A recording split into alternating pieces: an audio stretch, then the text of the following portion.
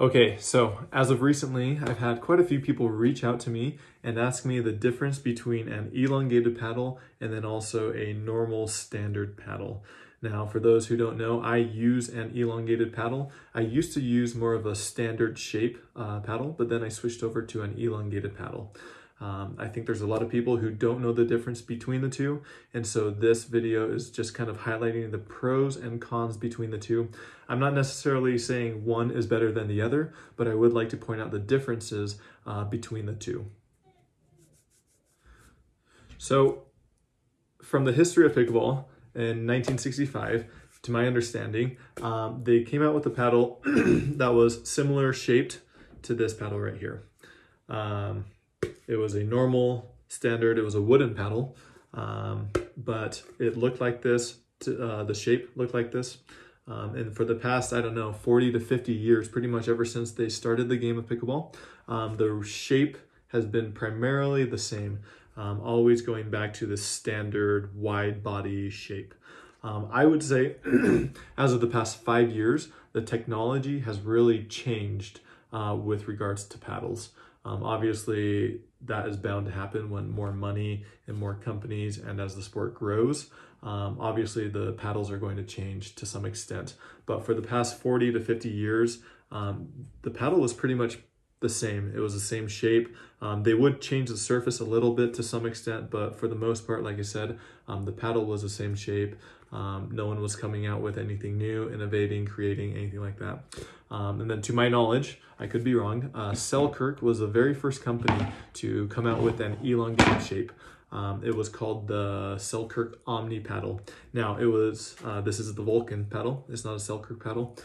Anyways, Selkirk came out with an Omni paddle, and a lot of other companies saw that, hey, we can make new shapes and change how people play the game of pickleball. Fast forward a couple of years and you were starting to see a lot more companies make more paddles that are similar shaped to this. Now this is called an elongated paddle. The reason why it's called an elongated paddle is because obviously it is longer and skinnier than your standard wide body. So if you get these two paddles and just compare it,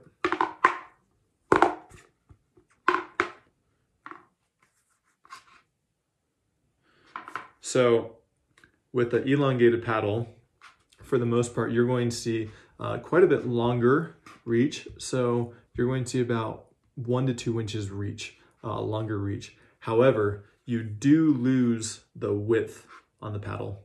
And so let's go through the pros and cons. Let's start with the pros. Well, let's start with the cons for the standard wide body paddle. So the cons for this is it is wide, and so it is going to be harder for you to generate power when you are trying to hit a hard ball. Simply put, if you are trying to generate power with this, it's going to be a little bit more difficult than an elongated paddle. And then the second thing that I think a lot of people overestimate or they don't look at is this paddle is not as long as the elongated paddle. And so when you go up to the kitchen line and you're trying to reach for a ball, get an overhead, or a ball that is far away from you, it's going to be more difficult to get it with a standard paddle because it is shorter, it is not longer. And so those are a couple things to remember. You're not going to be able to generate as much power. And then 2, you're going to have to reach further for the balls. You're going to have a little bit better footwork and get in position a little bit better when playing with the standard paddle because it's not as long. Now, let's go to the pros with this. Now, the pros with playing with a standard wide body is, generally speaking, not always, generally speaking, they're going to be a little bit softer to the touch. And then the other thing that is great is, since it is shorter, in those quick exchanges up at the kitchen line, you're going to be a little bit quicker. Since the paddle is shorter, you're not going to be having to wield something around, and it's just going to be a little bit quicker to get those quick balls and those quick reactions. And so those are some of the really important things that this standard shape does. You're able to generate, or not generate, but you're able to be a little bit quicker up at the kitchen line in those quick exchanges. However, you're going to lose a little bit more power when you're trying to attack with a paddle like this. And I'm not only referring to this specific paddle, but generally speaking, most standard wide body paddles are going to have the same characteristics. They're going to be harder to generate more power comparing it to an elongated shape. And then also you're going to be a little bit quicker up at the net. So those are a couple things to remember when using a standard paddle. Okay, and now for the elongated paddle. So this is the exact paddle that I use. I've used it for about a year and a half, and I really like it. It's the Vulcan V550 hybrid. It's got great control, great touch, great power. To me, it's got a good balance of the characteristics and what you need to hit a good ball. Anyways, moving forward, now this is the elongated shape.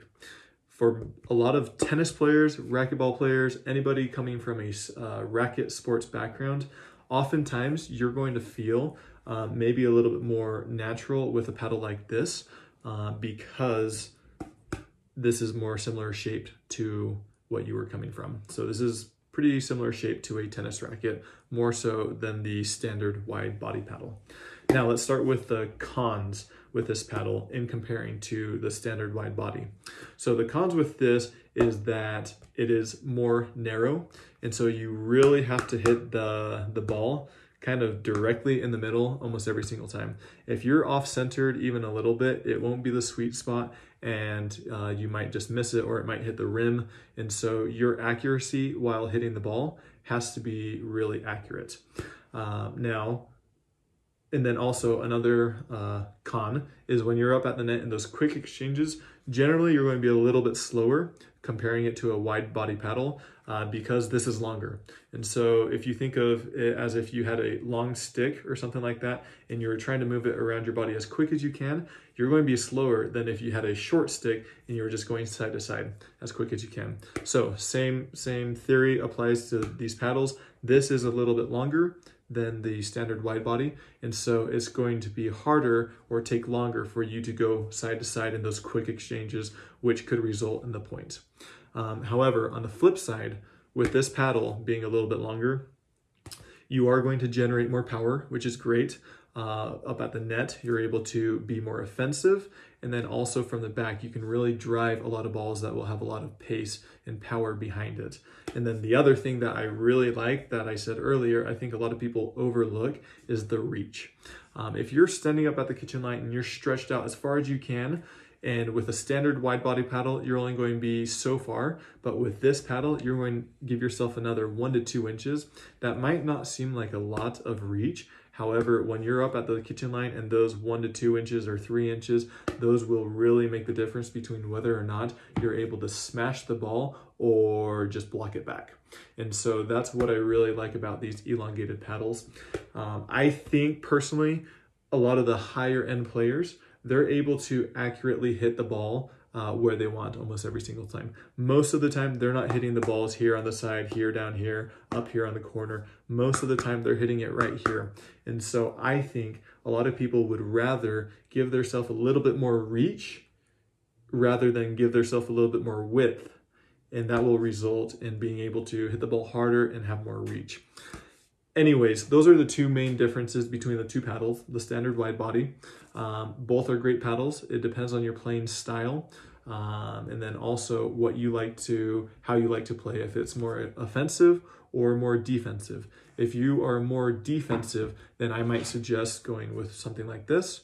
However, if you do like to speed up the ball and you are trying to be more aggressive, which I personally believe that the game is trending towards, you see a lot more people who are hitting the ball with a lot of power, a lot of pace. They're not being as patient as they once used to be. A paddle like this, you're going to be able to generate more power. You're going to be able to reach more balls. And there's a lot of other benefits that come from having a paddle like this. The simple leverage from creating the snap right here will generate so much more power that I don't think a lot of people can generate with a standard wide body paddle. Anyways, let me know in the comments below what paddle you use and if you've ever tried an elongated paddle. I think they are a little bit more new to the marketplace. However, as I said, I truly believe that a lot of people are starting to switch over to more of an elongated shape.